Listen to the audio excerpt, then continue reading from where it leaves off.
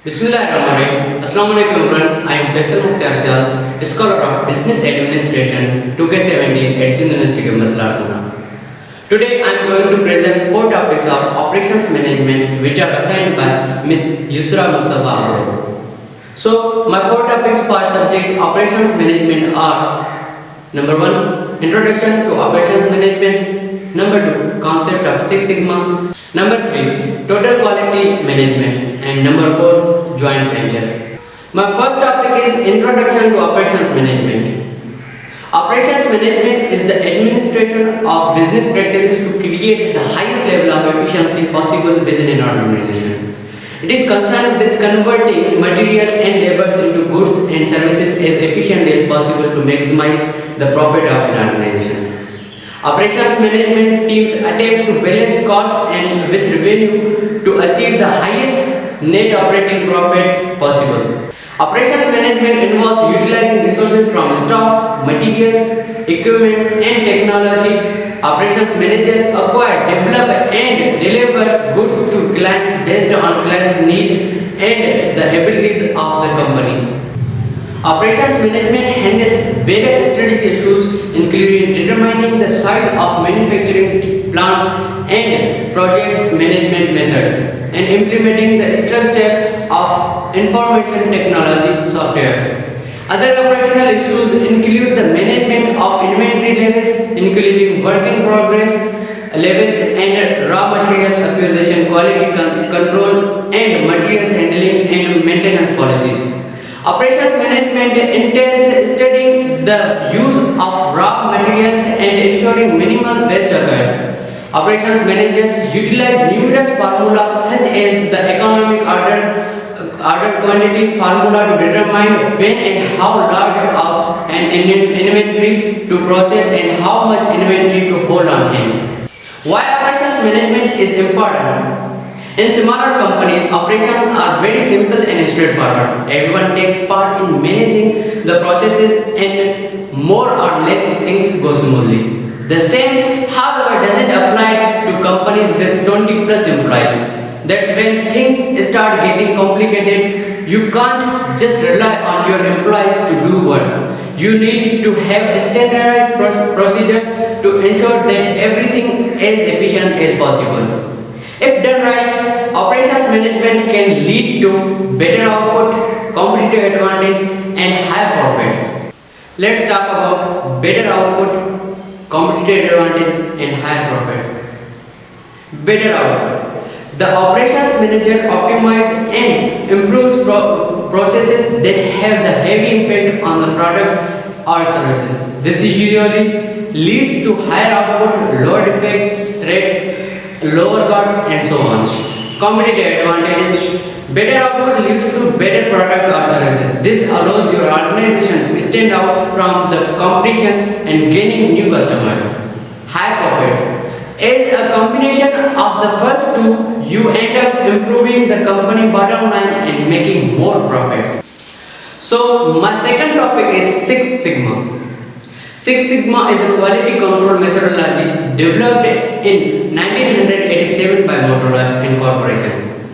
The method uses a data-driven review to limit mistakes or defects in the process. Six Sigma emphasizes cycle time improvement while at the same time reducing manufacturing defects to a level of no more than 3.4 occurrence per million units or events. In other words, the system is method to work faster and fewer mistakes. Six Sigma points to the fact that mathematically it would take a 6 standard deviation event from the mean for an error to happen because only 3.4 out of millions randomly distributed. Events along a bell curve would fall outside of 6 standard deviation where sigma stands in for standard deviation. In recent years, Six Sigma has evolved into a more general business management philosophy, focused on meeting customers' requirements, improving customer retention, and improving and sustaining business products and services. Six Sigma applies to all industries. Many vendors, including Motorola itself, offer Six Sigma training with the special certification carrying the names of Yellow Belt, Green Belt, and black belt. Six Sigma represents a management ideology which focuses on statistical improvements to a business process. It advocates for qualitative measurements of successful over qualitative markers. Therefore, practitioners of Six Sigma are those business people who use statistics, financial analysis, and project management to achieve improved business functionality. The 5 steps of Six Sigma. True believers and practitioners in the Six Sigma method follow an approach called DMAIC, which stands for Define, Measure, Analyze, Improve, and Control. It is a statistically driven methodology that companies implement as a mental framework for business process improvement. The ideology behind DMIC is that business may solve any seemingly unsolvable problem by following the DMAIC steps. In first step, a team of people led by a Six Sigma champion defines a faulty process on which to focus, decided through an analysis of company goals and requirements. This definition outlines the problems, goals, and deliverables for the project. In second step, the team measures the initial performance of the process. These statistical measures make up a list of potential inputs which may cause the problem and help the team understand the process benchmark performance. In third step, then the team analyzes the process by isolating each input or potential reason for the failure and testing it as the root of the problem. Through analysis, the team identifies the reasons for process error. In fourth step, from there, the team works to improve system performance.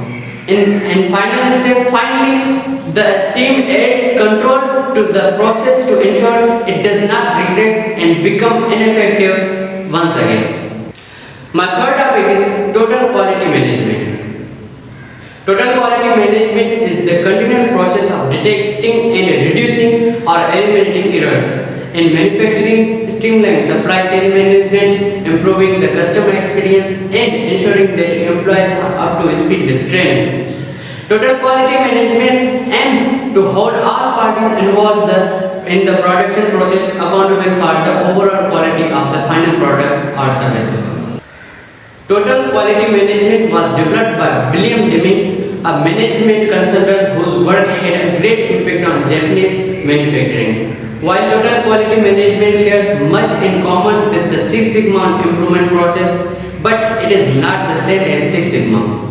Total quality management focuses on ensuring the internal guidelines and process standards reduce errors, while Six Sigma looks to reduce the defects. Total quality management is a structured approach to overall organizational management. The focus of the process is to improve quality of an organization's output, including goods and services, through continual improvement of internal practices. The standard set as the part of total quality management approach can reflect both internal priorities and industry standards currently in place. Primary principles of total quality management. Total quality management is considered a customer-focused process and aims for continual improvement of business operations.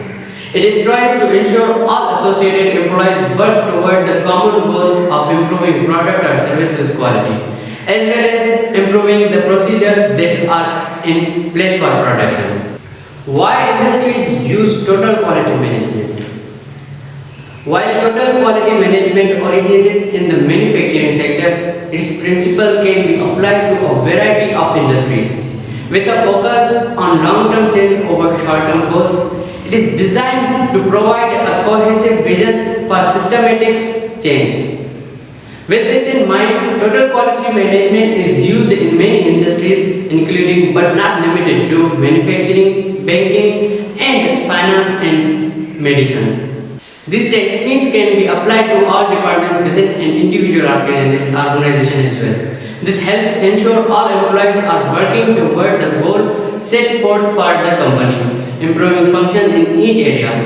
Involved departments can include administration, marketing, production, and employee training. My fourth topic is joint venture.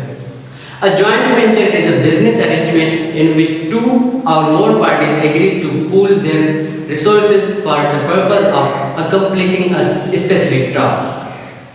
This task can be a new project or any other business activity. In a joint venture, each of the participants is responsible for profits, losses, and costs associated with it. However, the venture is its own entity, separate from the participants' other business interests. Although they are partnership in the colloquial sense of the word, can take on any legal structure, corporation, partnerships, limited liability companies, and other business entities can all be used to form a joint venture. Despite the fact that purpose of joint venture is typically for production or for research, they can also be formed for a continuing purpose. Joint ventures can combine large and smaller companies to take on one or several big or little projects and deals. Why companies form joint ventures? There are two main reasons why companies form joint ventures. Number one, leverage resources. Number two, cost savings. Number one, leverage resources. A joint venture can take advantages of combined resources of both companies to achieve the goal of the venture. One company might have a well-established manufacturing process, while the other company might have superior distribution channels. Number two, cost savings. By using economies of scale, both companies in the joint venture can leverage their production at a lower per unit cost than they would separately. This is particularly appropriate with technology advances that are costly to implement. Other cost savings as a result of joint venture can include sharing advertising or labor costs. Examples of joint ventures. Once the joint venture has reached its goals, it can be liquidated like any other business or sold. For example, in 2016, Microsoft Corporation sold its 50% stake in Cadem, a joint venture it had created in 2011 with the General Electric company. The joint venture was established to integrate Microsoft Amalgam Enterprises healthcare data and intelligence system. Along with a variety of technologies from GE Healthcare, Microsoft has now sold its stakes to General Electric company, effectively ending the joint venture. GE is now sole owner of the company and is free to carry on the business as it pleases.